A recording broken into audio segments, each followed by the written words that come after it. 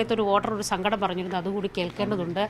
ഇദ്ദേഹം രാവിലെ സ്ലിപ്പ് വാങ്ങാൻ പറ്റിയില്ല എന്നാണെങ്കിൽ ഇവിടെ വന്ന് സ്ലിപ്പ് വാങ്ങി വോട്ട് രേഖപ്പെടുത്താമെന്നാണ് കരുതിയത്. പക്ഷേ അദ്ദേഹത്തിനും അമ്മയുടെയും വോട്ടർ പട്ടികയിൽ ഇല്ല എന്നുള്ള സങ്കടമാണ്. അത് നേരത്തെ അറിഞ്ഞിരുന്നില്ല അല്ലേ? അറിഞ്ഞിരുന്നില്ല. ഞാനിവിടെ വന്നപ്പോഴാണ് അറിഞ്ഞത് വോട്ട് ഇല്ല എന്നുള്ള കാര്യം. എന്താ എന്നറിയില്ല. കഴിഞ്ഞ തവണ ഇലക്ഷൻ വോട്ട് ചെയ്തല്ലേ തദ്ദേശ? കഴിഞ്ഞ പ്രാവശ്യം വോട്ട് ചെയ്തതാണ്. പഞ്ചായത്ത് വോട്ടും ചെയ്തതാണ്, നിയമസഭയും ചെയ്താൽ ലോക്സഭയും ചെയ്തതാണ്. പക്ഷേ ഈ പ്രാവശ്യം വോട്ടില്ല. എന്താണെന്നറിയില്ല.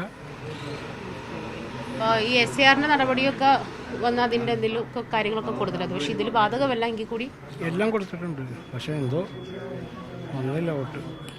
ഓക്കെ, അതാണെങ്കിലും ജോലി സ്ഥലത്തുനിന്ന് വോട്ട് ചെയ്യാൻ വന്നാണ് അല്ലേ? എറണാകുളത്തുനിന്ന് വന്നതാണ്. പക്ഷേ വോട്ട് ചെയ്യാൻ പറ്റിയില്ല. ഭയങ്കര ബുദ്ധിമുട്ടുണ്ട്. അങ്ങനെ ഒരു സമ്മതിദായകൻ്റെ ഒരു സങ്കടം കൂടി കേൾക്കേണ്ടി വന്നു. എറണാകുളം നഗരത്തിൽ നിന്ന് നല്ല ദൂരമുണ്ട്. ഇവിടെ ചെങ്ങനമാട് അങ്കമാലിക്ക് അടുത്തുള്ള സ്ഥലമാണ്. അവിടെ എത്തിയപ്പോഴാണ് അദ്ദേഹത്തിൻ്റെയും അമ്മയുടെയും ഒന്നും പേര് വോട്ടർ പട്ടികയിൽ ഇല്ല എന്ന് മനസ്സിലായത്.